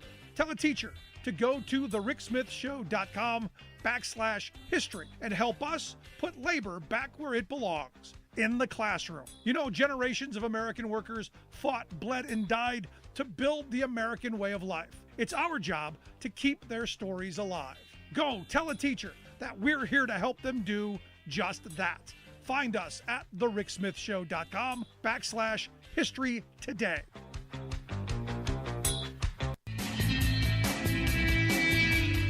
Welcome back to The Rick Smith Show. Now, here is Rick Smith. I hope everyone checks out the book, Talking to the Girls. I've just started digging into it, and it's really good. You know, as she was saying, you know, this isn't a pure history book of just, boring stuff. It's actually telling stories and relating it to today. Like I said, you know, that moment in history where you had an employer who had dictatorial control. These were little kings and queens. These were little kings. They weren't queens. They were kings. They were the emperors of their little fiefdom there. And how dare you steal a scrap of fabric to perhaps make your own shirt? Just disgraceful. Let's go to the phone lines. Got Julie on line 1. Julie, how are you today? Hi, I'm okay. And I have to share this with people. There's probably 4 or 5 things that I actually remember from elementary school, junior high, high school. And back in the 60s, I was in 8th grade. I loved history. I was very interested in history, especially early American history. One day, my 8th grade history teacher, his name was Mr. Monti, so he was an Italian-American. He walked around the class, and he read this poem. I wish I could remember the whole thing, but I don't. But it had a tremendous effect on me. With fingers weary and worn, with eyelids heavy and red, a woman sat in unwomanly rags, plying her needle and thread. Stitch, stitch, stitch. And it goes on. And I just realized, listening to your guest, wow, I was 13, 14 years old when my teacher read that. But you know, Rick, it had this most profound effect on me for love and compassion for factory workers. My parents weren't factory workers. My mother was a teacher. My dad was a government teacher. But it just goes to show you how a person can be affected by something that they hear in school. You know what I mean? Yeah, absolutely. Which is why I've always been someone who says we need to teach labor's history in the school so people identify with workers and what it took to get where we are and take for granted the kind of things that we take for granted today. Yeah. Well, thanks for taking my call, Rick. Appreciate it, Julie. Call anytime. Thanks so much. No, I mean, I'm glad she shared that because, you may not be a factory worker, but understanding that it was hard, difficult, dangerous work. And I think this is where a lot of people, we've gotten away from what is hard work, what is dangerous work. I had this discussion with somebody just the other day. You say, I worked really hard today. And it was a little computer stuff. And I go, that's not really hard work. You move the mouse around a little bit. It may have been mentally taxing, but it's not like you were, breaking your back and you were at the end of the day, sweating, different kind of work. And I'm going, yeah, but you weren't going to die from it. And we're in this moment where we've forgotten kind of how dangerous work can be. And I think remembering labor's history and remembering what it took to get where we are. We hear a lot from people talking about, job killing regulations. We've heard this 1,000 times, 1,000,000 times. The right loves to throw it out there. And I always retort with, before you attack a regulation, especially a safety regulation, ask why it was there in the first place. Who lost a life to make them go and make a regulation to do something? And then once you get rid of it, how many people are going to die because of it? I saw this thing, and I talked about this yesterday.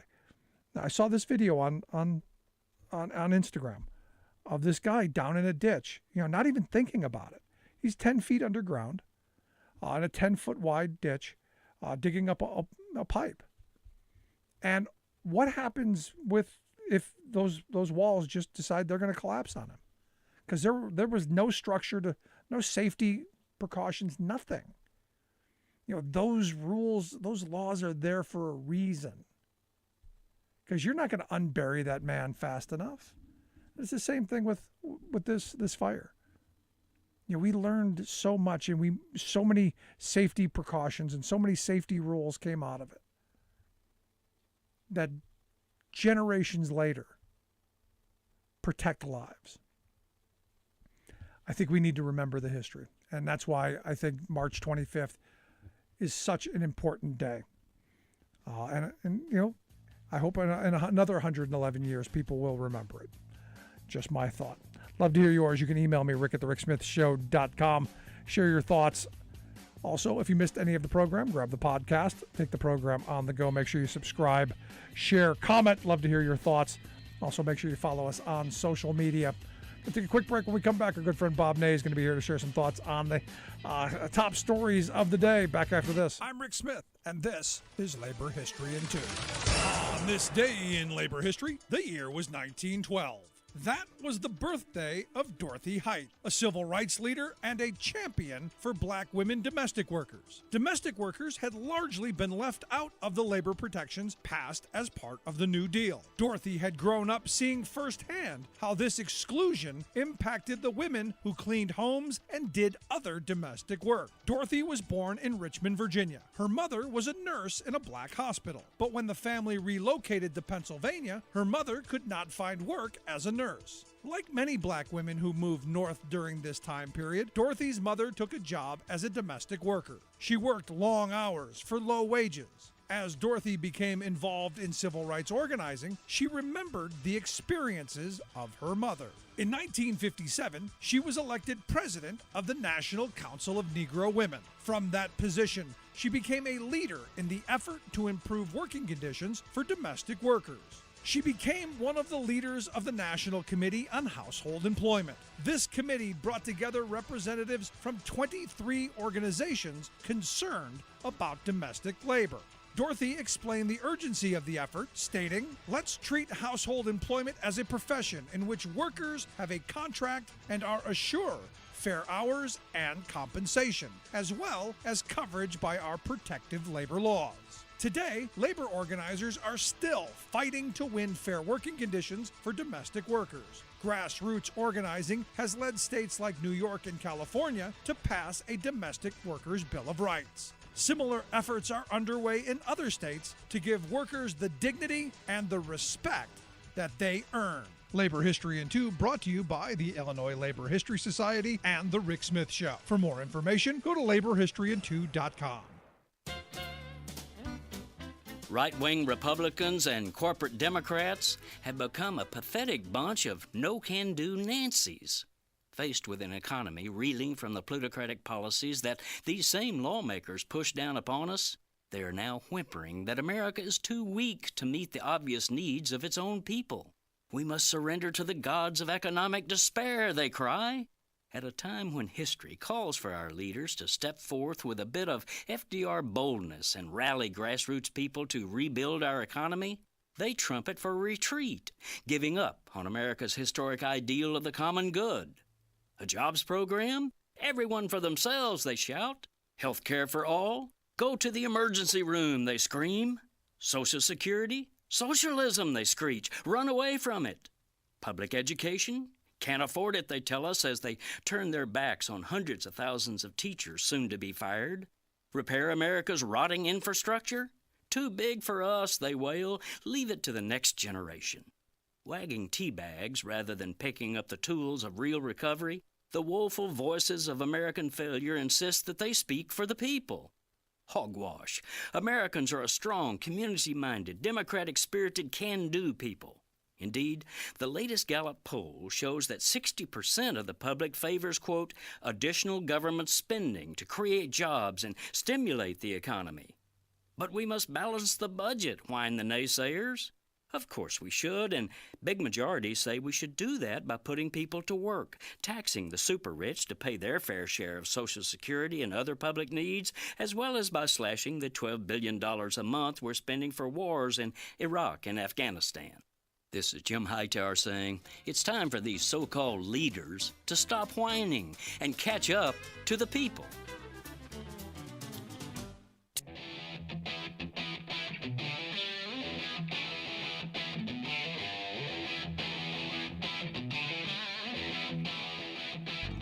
Welcome back to the Rick Smith Show. Now, here is Rick Smith.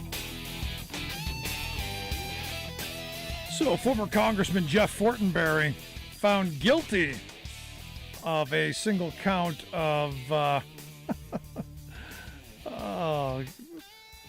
actually, all three felony charges that he faced. One count on scheming to falsify and conceal materials. 2 counts on making false statements to a federal agent. He lied to the FBI. They're saying that he knew that the $30,200 in illegal donations to his campaign from the Lebanese Nigerian billionaire, he knew was from it, where it came from, knew it was wrong, and lied about it.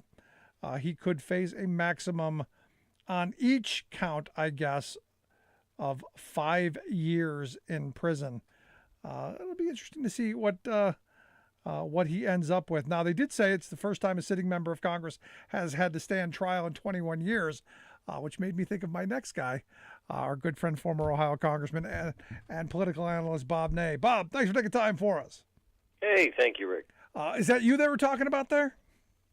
No, that's the first. I never went to trial. Oh, that's right. Wasn't you?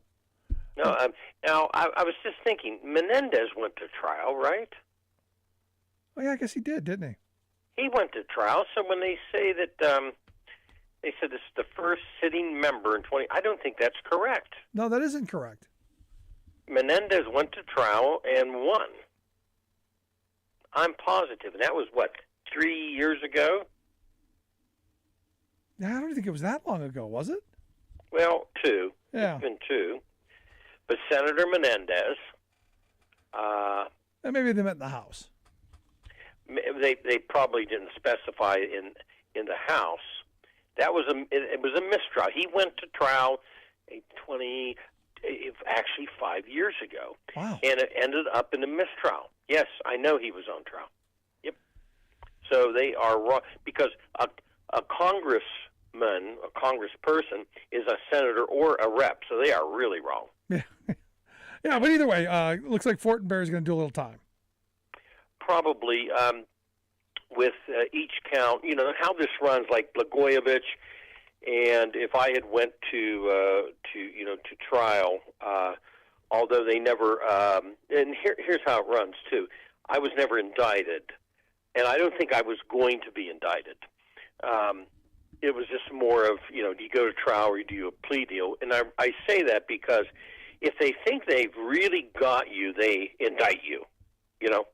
That's what happens.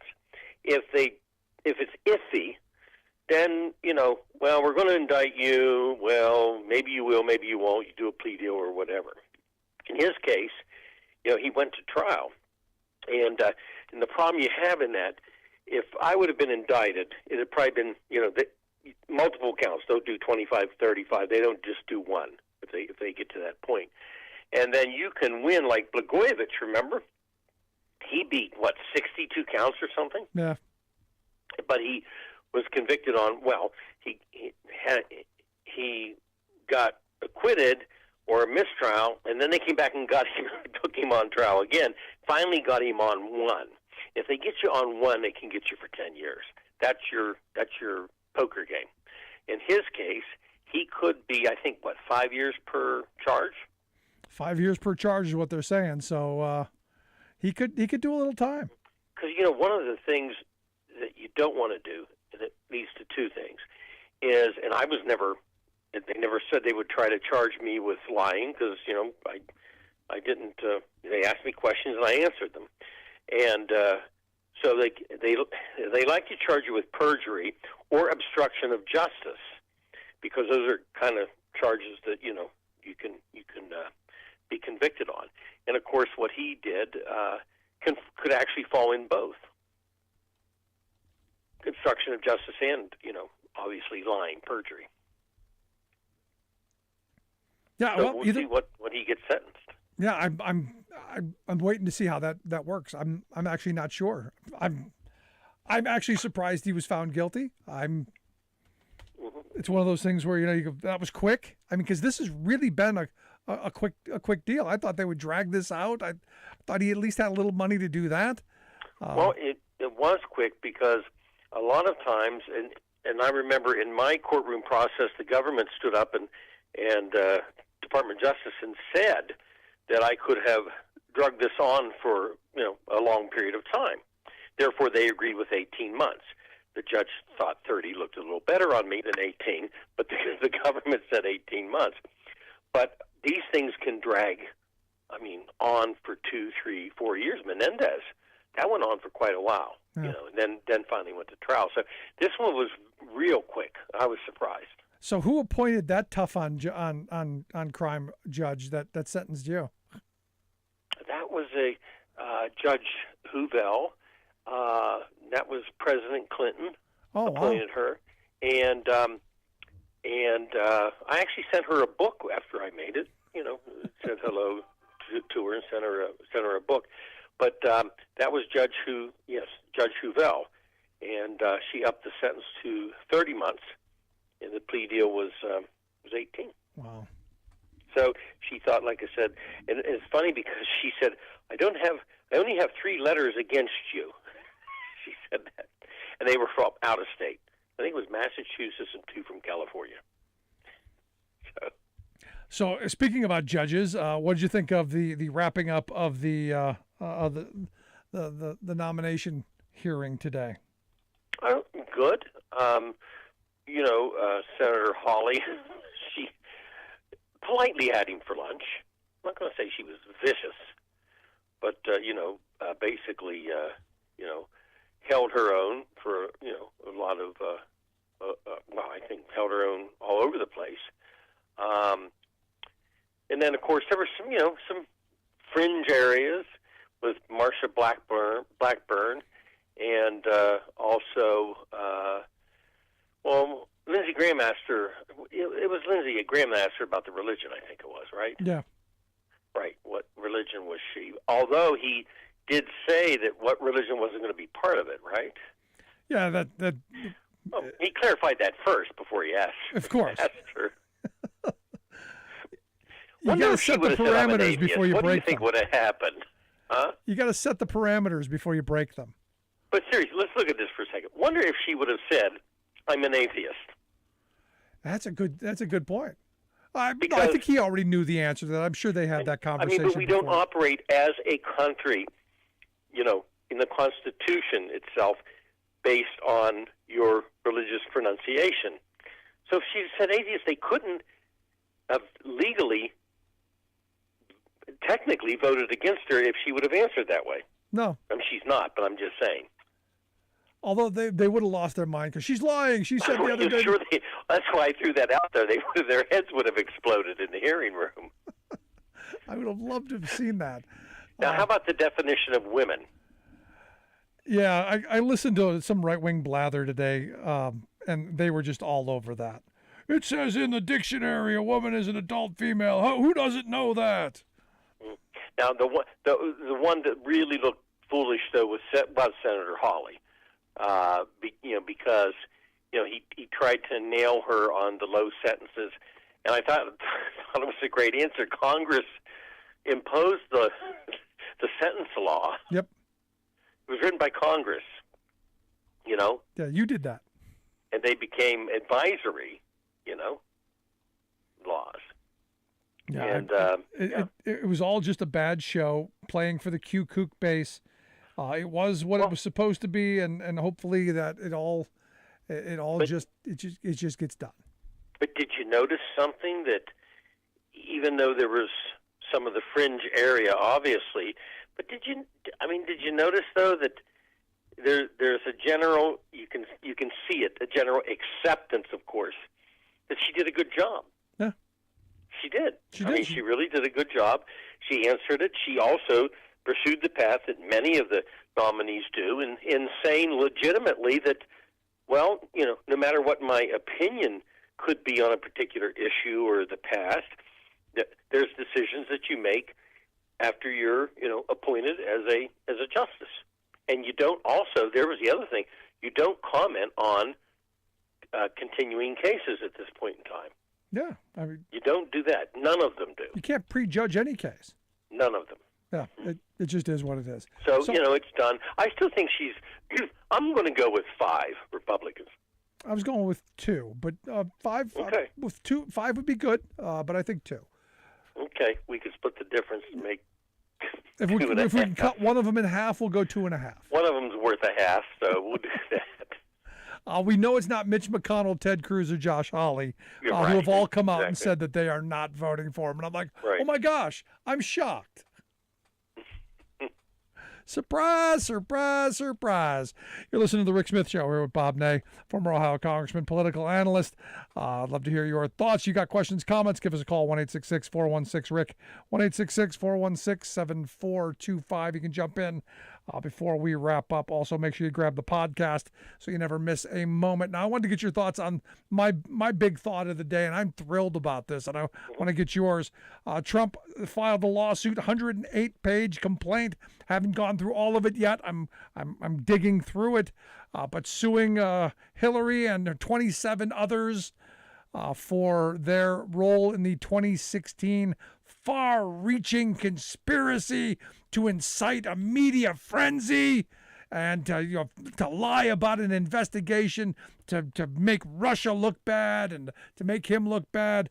It's a RICO case, and it's all bad, and Trump's going to prove it because it's cost him, how much? $24 million in damages, plus future and present losses because of them. They named Clinton, Podesta, Mark Elias, James Comey, the janitors, the pizza delivery guys, named a bunch of people. Your thoughts on this? Well, first of all, like anything, when I see these suits, because I see members of Congress these days have tried to sue other members of Congress, right? And as we all know, if you are a public figure, which President Trump, our former president, certainly qualifies as a public figure. If you are a public figure, you really can't sue, for defamation unless there is, something like really, really big that happens. So you can't sue. And also, Hillary Clinton's not culpable for, anything that the campaign did anyway, or what he would allude to. As I understand it, and I haven't gone through it, but as I understand some of the cliff notes on it, that there are going to be, or there are, I should say, and it's going to be proven, a large amount of inaccuracies about facts, exaggerations, etc., are in this lawsuit. Yep.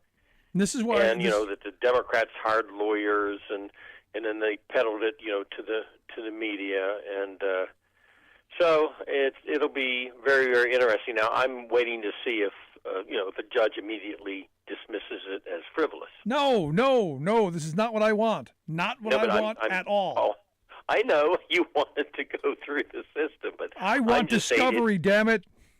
Well, I know that's the other thing. You mentioned something a lot of people out in the the lay world out there do not realize. I've had friends of mine that have called me up on different issues in the past. And they said, "We're going to sue," and I would say, "How about discovery?" No, what do you mean? Discovery? They're going to go through your emails, and then my friends go, "Oh, really?" I go, "Yes, yes, they do." It's not just we're going to sue, but I think probably would be dismissed as frivolous. But you are right. I mean, a very interesting part of this would be discovery of, obviously on the Trump side. Yeah, and look, I got a 434-page book on my desk that this guy wrote. You may remember him. The name might be familiar. His name was Robert Mueller. Oh yeah. He wrote this book, about 434 pages. It's not that old, and it was a big to do for a little while, and he documented something like 120 connections between the Trump campaign and Russian assets, and folks, I think that's a good place to start discovery. Right. Because look, to be quite honest, I think this has to be vetted out. I want to know if Hillary's campaign made all this up. I want to know if there was there, if it wasn't collusion, was there coordination? Let's use a different word. Let's use a happier word. Was there coordination with Putin and Russia? Did Russia do all the things that I believe they did? Because what's interesting to me, Bob, every time we turn around, all of the stuff that we've talked about we said the former guy did, we're now finding people to corroborate, well, months after the fact, like Mo Brooks, for instance. Mo's now coming out going, yeah, Donald, yeah, he told me to overturn the election. We've known that. Now we've got the rats are now jumping ship, confirming it. Right. There's not a question in there, just a grandstanding bit of hyperbole. Well, no, I think it's going to be dismissed because, damn it, he's going into I had to pay $40 million. No, he didn't. Mueller had conflict of interest. He focused on, going after me. No, he was actually cleared by the Justice Department, you can go into all kinds of things. Now, he can say witch hunt all day long because everybody can consider what they think a witch hunt is. Yeah. And then, Russian meddling, I think the note said that was in there. And, what was the role? In Russian meddling, what did Trump's campaign manager do? Manafort. Exactly. Bring up Manafort. Meddling. Glad you brought up Manafort. Couldn't get on a plane in Miami to go to Dubai. Where was he heading? Any idea? Oh, when was this? Yesterday. That was the story yesterday. He had an expired or an invalid passport. They wouldn't let him get on the plane to go to Dubai, which evidently is how you get into Russia these days. And we know he's got ties there because evidently that's where Dubai's where all the oligarchs have gone to hole up while the war in Ukraine's going on. Our guys, evidently this is what's been reported. Well, here's okay, I am so confused. If you're Paul Manafort, all right, and you don't have a valid passport, how on earth do you think you're going to go to the airport and get on a plane? Seriously. Because you're Paul Manafort, man. You just got pardoned. I know, but his passport's still not valid. Maybe he has to have a passport reissued. I don't know. These people think they're above the law, Bob. I mean, it is. It's just bizarre. I mean, if you know your passport is invalid, how do you go to the airport and slap it down on the counter? Well, I want to go to Dubai. Nobody's going to notice I'm Paul Manafort. And if they tell me no, nobody will know about it. Yeah. No. Well, wow. Maybe he was in disguise. Maybe he got the toupee on. I don't know. Lastly, Biden's overseas. He doesn't want Russia in the G20, wants him booted. Thoughts on that? Is that what we want to do? I am so happy he came out with this. If you look at the G20, the makeup of it, we've got obviously 20 countries in there, and a lot of them are allies, and of course countries from different parts of the world. This isn't like a Mideast group or whatever, or a European group. It's spread. I thought it was good. Why Putin said, well, I'm going to the G20. With what he has done and the invasion and the deaths and the bombings,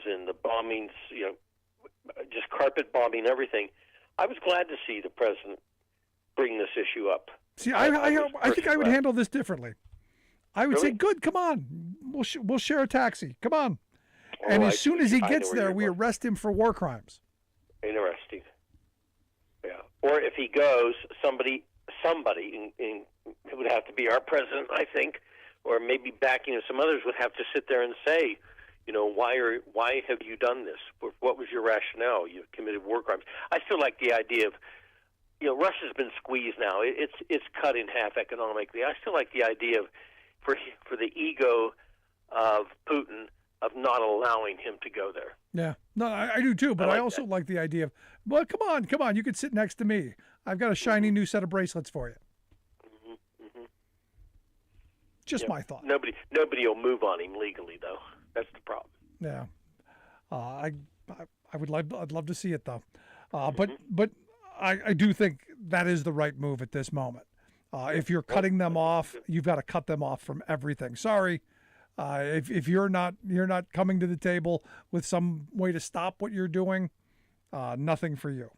Well, and look, we've always had sympathy. Most people in the Congress, when we had sanctions, to have sympathy for people within the countries, that are, innocent because of their leaders. However, this case, and it's not that we would want to go after the Russian people, but this case is a little bit different.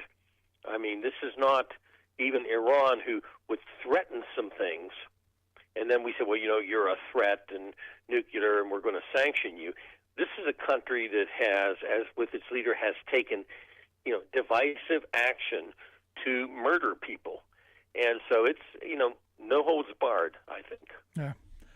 Yep. Got to go after it, squeeze the country and make Putin feel uncomfortable amongst his own people. There you go. Bob, I appreciate the time. Great stuff, man. Thank you, Rick. Our good friend Bob Ney. I'd love to hear your thoughts. You can email me, rick@thericksmithshow.com. You think President Biden should boot him out? You think the rest of them should boot him out? I think they all should. It should be the G19. Get rid of him. That simple. I'll get to a quick break. Right back to wrap things up. Stick around. You're listening to The Rick Smith Show. We're working people. Come to talk.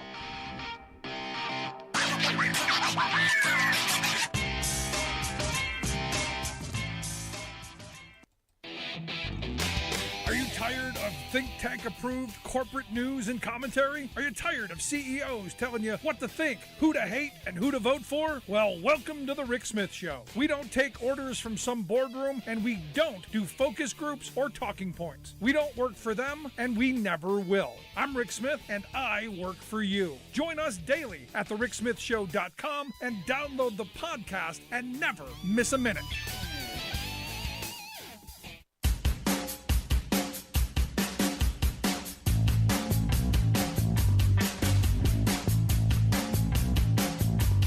Welcome back to The Rick Smith Show. Check out our website, thericksmithshow.com. Remember, grab the podcast.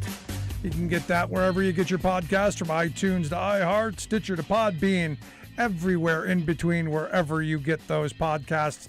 Take it with you wherever you go. Make sure it is always there. Share it with your friends, neighbors, coworkers, all that stuff. Joe Biden is asking for, this number just blows my mind, $813 billion for defense and national security spending, up $31 billion over the last spending bill. I thought the war was over. You know, I know. You know, we're on the brink of World War III. We should be making investments. I'm hoping part of this money we're moving into, manufacturing, creating jobs here at home, you know, building things that we need. That, to me, is part of our national security base. We should be building factories. We should be creating jobs. We should be searching out the minerals that we need here and in other places, so that we're not as dependent. I think if this last couple of years has shown us anything, it's that we need to return to a day of self-sufficiency. And something I've never been the, hey, let's wrap our arms around the world and intertwine ourselves so that we can always be interdependent and, well, dependent. Because interdependent means we're dependent. And when you give up your manufacturing base, as we have done, you're dependent. It's not interdependent. When you give up your capacity to do a bunch of stuff, when you have that brain drain, when you no longer have people who can take a chunk of steel and turn it into something, when you no longer have people who can take a pile of wood and turn it into something, you have a problem. And now, for me, and I think Biden's thinking this way. I think this is the direction he understands we need to go, which is why the initiatives he was pushing for have been on his plate. That's why we need to be going in this direction, and we need to be doing it quickly. I think it's just that simple. The more we do now, the faster we do it, I think the better off things are going to be for all of us. And the stronger our country is going to be for it. It's that simple. And I go back to my grandparents' generation. They were able to build their way through World War II. They were able to fuel their economy. Seems simple to me. Something we need to do again. I hope part of this $813.3 billion plan, hope some of that's in there. Love to hear your thoughts. You can email me, rick@thericksmithshow.com. If you've missed any of the program, make sure you download the podcast. Take the program on the go wherever you go. And make sure you grab the app, the Rick Smith Show app on your smartphone. Take the program on the go wherever you go. Thanks so much for tuning in. See you back here next time.